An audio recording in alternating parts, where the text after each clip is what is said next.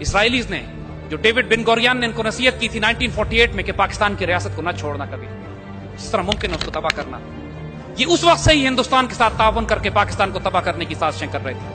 1967 میں جو سب سے بڑی چوٹ ہمیں لگی کہ جب انہوں نے اسرائیلیوں نے بغیر کسی اعلان کے 3 مسلمان ملکوں کی ایئر فورس اور آرمی کو تباہ کر کے رکھ دیا، جارڈن، سیریا، ایجپٹ۔ مسلمان ملکوں کی فضائیہ زمین پر تباہ ہو گئی۔ عید کے دن انہوں نے حملہ کیا جب مسلمان عید منا رہے تھے، اور مسلمان ملکوں کی فضائیہ تباہ ہوتی ہے۔ خطرہ یہ ہوتا ہے کہ تمام مسلمان ملک اب اسرائیل کے قبضے میں چلے جائیں گے۔ پاکستان ایئر فورس سے مدد طلب کی جاتی ہے، پاک فضائیہ کے دستے جاتے ہیں اور اللہ کے حکم سے ہم اسرائیلیوں کو مار کے گراتے ہیں وہاں پہ۔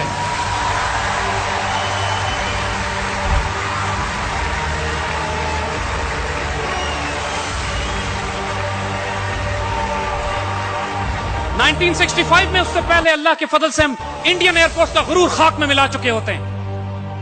ایم عالم صاحب 30 سیکنڈ میں 5 انڈین جہاز شروع میں ہی مار کے گراتے ہیں، اس کے بعد انڈینز کو جرأت نہیں ہوتی کہ پاکستان میں داخل ہوں۔ اللہ کے فضل سے 1967 میں بھی ڈسٹروائے دی اسرائیلی ایئر فورس۔ ان کا خطرہ جو مسلمان ملت کو ہوتا ہے وہ ٹل جاتا ہے۔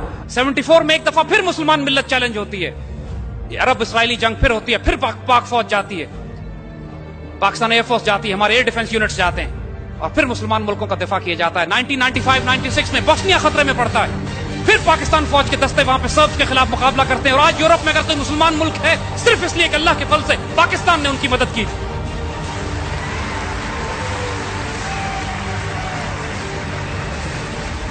1981 میں اسرائیلیوں نے عراق کا ایٹمی ری ایکٹر تباہ کیا، 84 میں یہ پاکستان کا ایٹمی ری ایکٹر تباہ کیا۔ اس وقت ہمارے پاس F-16 تھے، لیکن F-16 کی ہماری اتنی رینج نہیں تھی کہ ہم اسرائیل پہ جوابی کارروائی کرتے اور واپس آتے۔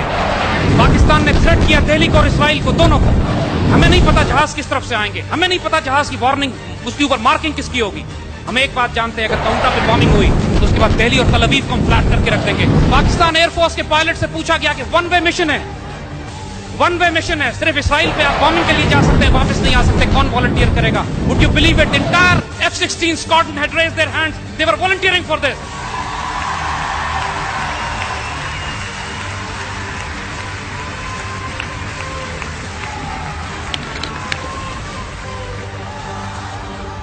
$1998 میں اللہ کے فضل سے ہم نے نیوکلیئر ایکسپلوژن کیا، اور اللہ کے فضل سے انڈونیشیا سے لے کر موراکو تک مسلمانوں نے اس طرح چراغاں کیا جیسے پوری امت مسلمہ میں عید کا دن اس دن تھا، 28 مئی 1998۔